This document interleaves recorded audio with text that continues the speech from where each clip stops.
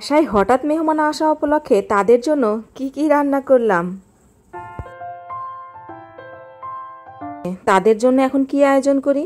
তাই বাসায় আমি রান্না করছিলাম বোয়াল মাছ ভুনা আর ছোট মাছের চচ্চড়ি।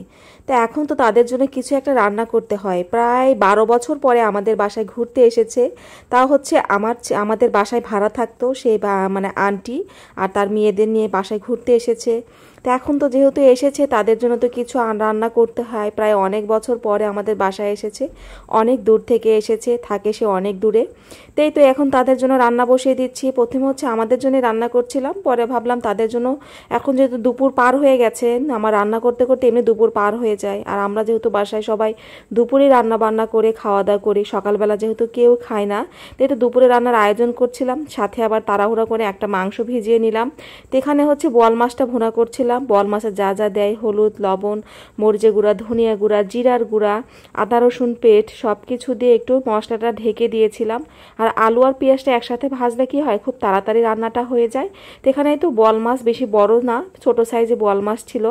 তো বাসার জন্য ভিজিয়েছিলাম। সাবার পাপা আবার বোয়াল মাছ অনেক পছন্দ করে। আমিও বোয়াল মাছ খাই না, আমার ছেলেও বোয়াল মাছ খায় না, শুধু মেয়ে খায়। তো ওদের জন্য দুইজনের জন্য রান্না করছিলাম। যেহেতু মেহমান এসে গেছে, এই জন্য মেহমানের জন্য ভাবলাম মেহমানও যদি খায় তাহলে একসাথে খাওয়া যাবে। যেহেতু এখন বেশি সময় নাই, প্রায় 1টা পার হয়ে গেছে, এখন রান্না করতে করতে 2টা বেজে যাবে। কারণ আজকে সেদিন একটু লেট করে উঠেছিলাম। আর এটা কিন্তু 2-3 দিন আগের ভিডিও ছিল। আমার ফোনে যেহেতু অনেকগুলো ভিডিওই করা থাকে, সবগুলো ভিডিও সবসময় এডিট করে ছাড়া হয় না, তাই ভাবলাম আজকে এই ভিডিওটা ছেড়ে দিই। তো এখানে তো মাছটা ভুনা করে নিয়েছি, একটু উল্টে পাল্টে কম করে নিতে হবে। বেশি নাড়াচাড়া করলে কিন্তু মাছগুলো ভেঙে যাওয়ার সম্ভাবনা থাকে, তাই একটু লেগে গিয়েছিল, একটু মেয়ের কাছে গিয়েছিলাম। এই তো দেখতে পাচ্ছেন একদম হয়ে গেছে মাছ ভুনা। ছোট মাছের চচ্চড়ি, বেলে মাছ দিয়ে চচ্চড়ি করেছিলাম।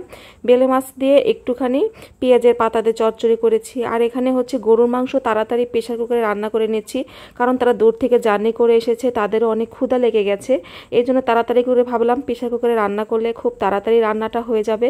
তাও রান্নাটা শেষ করতে করতে প্রায় আমার 3টাই বেজে গিয়েছিল। মানে হঠাৎ করে এসেছিল, যেহেতু মাংস রান্না করতে নিয়েছি, এটা রান্না করতে তো অনেক সময় লেগেই যায় অবশ্যই। তো সব কিছু গুছিয়ে নিতে প্রায় 3টার মধ্যে খেতে খেতে 3টাই বেজে গিয়েছিল। তো এখন এই তো মাংসটা সুন্দর করে কষিয়ে নিয়ে তাড়াতাড়ি শীষ দিয়ে মেহমানকে খেতে দিতে হবে।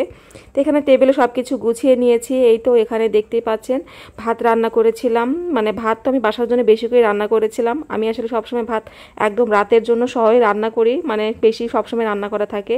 তো এখানে যে মাছ ভুনা আর এই তো দেখতে পাচ্ছেন আলু দিয়ে গরুর মাংস রান্না করেছিলাম। আর সন্ধ্যার সময় আমাদের জন্য মানে মুড়ি মাখিয়েছিলাম। আমি আমার ছেলেকে বলেছিলাম, আর যে ভাস্তিকে বলেছিলাম একটু মুড়ি মাখিয়ে নিয়ে এসো। তারা কি কাজটাই করেছে দেখতে পাচ্ছেন, এক গামলা মুড়ি মেখে আনিয়েছে। এখন এগুলো কে খায়? যাই হোক, সবাই মিলে মজা করে সন্ধ্যার সময় নাস্তা করলাম। সবাই ভালো থাকবেন, আল্লাহ হাফেজ।